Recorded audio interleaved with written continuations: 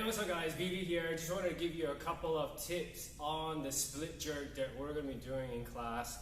And one of the key things that I've noticed a lot in some folks who are doing a split jerk is your footwork. And the footwork is really important to make sure that you're going to stay balanced and you can actually derive the most power out of your legs and your hips so that you get that jerk, that initial throw off the bar a lot higher and you don't have to work as hard, okay? So, first things first, when you're looking at your footwork and your footprint and your setup, you need to make sure that your feet are going to be directly underneath your hips, okay?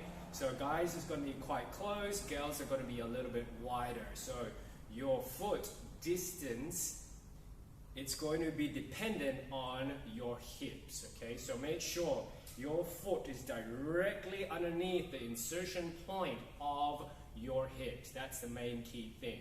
Now, the reason for this is simple. You're going to be driving a lot of power in through the legs, in through to the rack, okay? So your feet's going to get more power underneath the hips than if it was out to the side like this, okay? So sometimes you may not notice, but you may already have this perceived motor pattern that you want to have your feet slightly pointed out and slightly outside of your hips. No, because that's not really a good way to start, because you kind of lose power into your quads, and because you're starting a little bit wider, you are very likely to actually end up a little bit closer, more of a closer footprint. Your base is no longer wide. You're going to be unstable and you're going to see yourself being very, getting thrown around quite a fair bit. So, as opposed to if you started with your feet underneath your hips, you're going to be likely to throw that foot out in front and out and away. That foot comes back here. You have a wide, stable base of support, okay? So this is what it should look like, as opposed to your foot being out a little bit wider in there. Once you do that, you can see I'm already off balance and I'm already going to be falling off to the side. Not ideal if you've got a lot of weight over your head. You want to make sure that you stand close in your toes, finish off wide. If you need to rebalance, it's all in your knees. That's all you need to do, and then you can finish off out wide, okay? And finish back underneath your hips again, like so.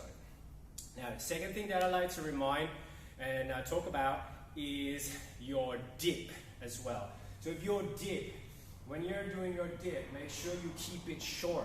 You're not doing a quarter squat or a full squat, okay? And you want to make it fast, you want to make it snappy, and you want to make sure that you stay loaded in your heels. When you're doing that dip jerk in here, you need to stay weight loaded into your heels and into the middle of your foot, so that you can drive as much power into that bar as possible. If you dip and your heels come off, you're going to be loaded into your quads. The hamstrings and the glutes don't do too much of work in there. Remember, your quads, your hamstrings, and your glutes are your three main muscle groups. That's going to drive a lot of power into that hip to go upwards. So you want to stay on your heels as much as possible so you can connect, close that loop, and ground that heel, so then the hamstrings and the glutes can actually do its work that it needs to do to put the most amount of power into that dip, into that jerk, so you can work less. Alright guys, those are your two tips that you need to remember when you're doing a split jerk.